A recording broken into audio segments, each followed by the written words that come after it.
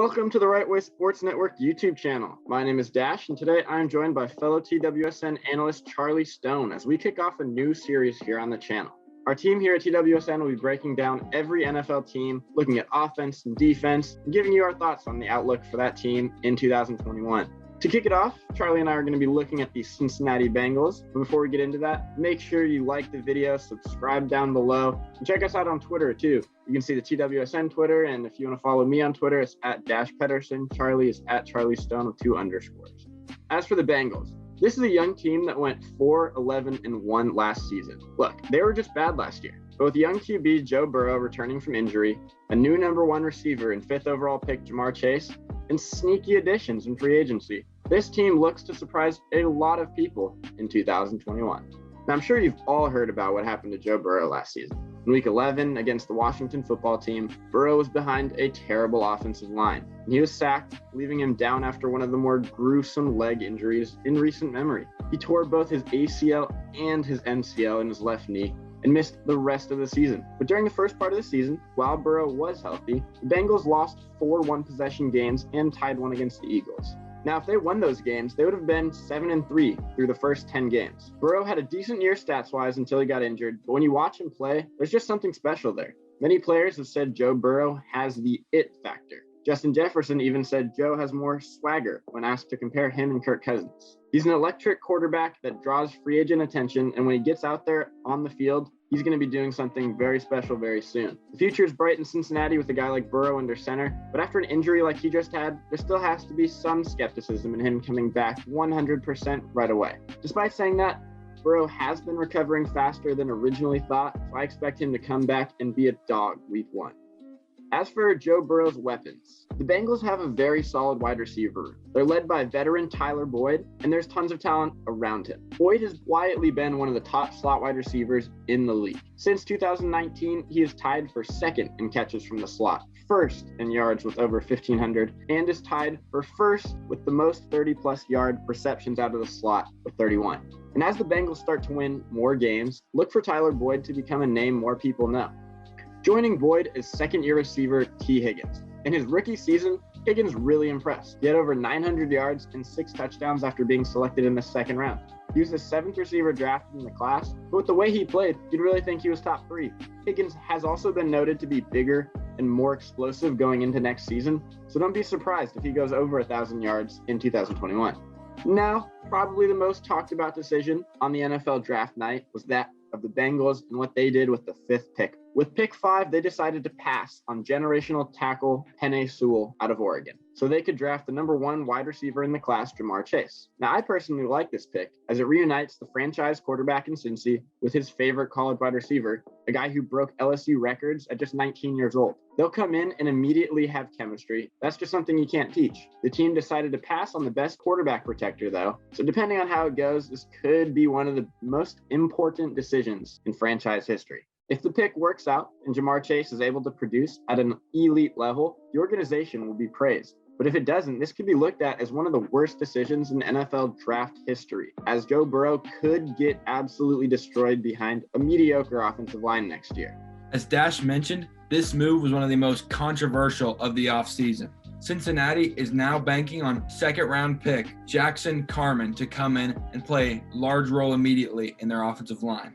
Now I'm here to tell you why the Bengals' 2021 offensive line will be vastly different than theirs in 2020. Starting out at the right tackle position, the Bengals acquired Riley Reith, a right tackle from Minnesota in free agency. He is an aged veteran with proven experience, and last year, in over 1,000 snaps, only allowed a single sack. This is a major upgrade over Bobby Hart, who last season struggled heavily. In just over 800 snaps, he gave up 4 sacks and had 3 penalties with an abundance of pressures. Next, moving into the right guard position. In my opinion, Jackson Carman wins this spot in a competition battle with Xavier Su'a-Filo in training camp. While Xavier Su'a-Filo was acquired last season in free agency, he was injured in the Week 1 game against the Los Angeles Chargers and barely played to finish out the season. Cincinnati used a 2nd-round pick on Jackson Carman, a left tackle out of Clemson. He has nice athleticism, but there were serious concerns about his use at tackle. He could be a plug-and-play player immediately at right guard and come in and make a serious impact. Next, looking at the center position. Trey Hopkins has held down this spot in recent years, but sadly, last year he tore his ACL in week 17 of the season. He was having another solid year, only allowing 1 sack in just over 900 snaps. And while reports show that he might be back for training camp, a name to look out for at the center spot would be Billy Price coming in to fill in for the first couple of weeks. Moving on to the left guard spot. This is one that I think will be secured all year for the Cincinnati Bengals with Quinton Spain. In Quinton Spain moving to left guard, he is not only more comfortable, but more natural in this spot. And last year, he was not bad, but filled in at right guard and still had some issues with 4 penalties and 1 sack. I think we see Quinton Spain take a big step and be a solid guard for the Cincinnati Bengals this season. And finally, the player I like the most on this Cincinnati Bengals offensive line, Jonah Williams. If he can stay healthy, which is a big if, I think he can be a cornerstone for this new Bengals offensive line. In a limited 634 snaps, he allowed 3 sacks. But while this may seem like a large number, Jonah Williams missed all of his rookie season due to a torn labrum. And so this was truly his first campaign in the NFL. And as a tackle, getting used to NFL edge rushers, this is a solid start to what could be a promising career. Jonah Williams has all the tools to be a great tackle in this league. He just needs to put it together and stay on the field this season. When talking about the depth on this Bengals offensive line, there is some cause for concern. You have a swing guard in Xavier Su'a-Filo, who started games last year. And at tackle, while Hakeem Adeniji, a draft pick from 2 seasons ago, was ruled out earlier this month, you do have Fred Johnson, a 24-year-old tackle who has played significant snaps for the Cincinnati Bengals offensive line. One more reason for promise for the Cincinnati Bengals offensive line is the return of Frank Pollock. The Bengals fired Jim Turner this offseason and brought back Frank Pollock, who I believe is a far superior offensive line coach. In the case of Frank Pollock, the numbers do not lie. Joe Mixon had his career season in 2018 when he rushed for over 1,100 yards with Frank Pollock at the helm leading this offensive line. Not only does Frank Pollock return as the offensive line coach this season, but he is also the run game coordinator for the Cincinnati Bengals. And for these reasons, I think the Cincinnati Bengals run game, offensive line, and pass protection for quarterback Joe Burrow will be much improved from last year. The Bengals will also be getting Joe Mixon back from injury. In my opinion, Joe Mixon is a top 10 and potentially even top 5 running back when he's healthy and playing at his best. Getting Frank Pollock back will be huge for the Bengals, like Charlie said, as Joe Mixon could come in and easily put up 1,000 more yards this season. The Bengals ranked 24th in rushing offense as a team last year, and getting Joe Mixon back could take them easily into the top 15.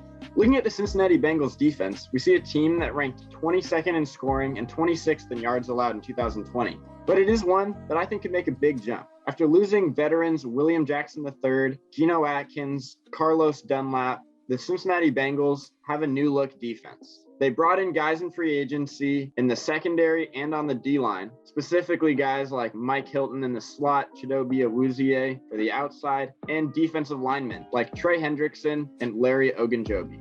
Now taking a look at the Cincinnati Bengals defensive line for the upcoming season.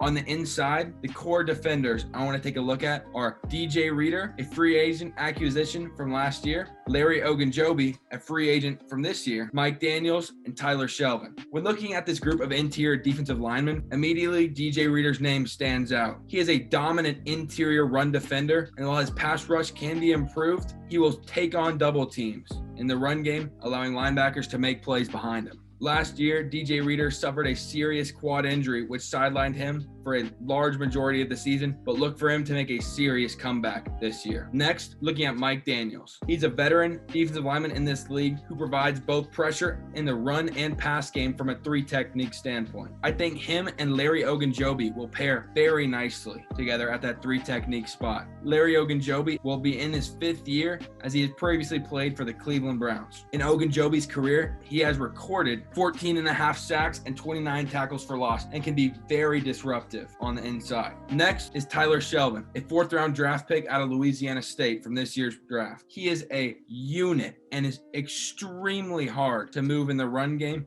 He will eat double teams and allow guys to make plays behind him, similar to DJ Reader. When looking at the Cincinnati Bengals pass rush, there is cause for concern, as Carl Lawson left for the New York Jets in free agency.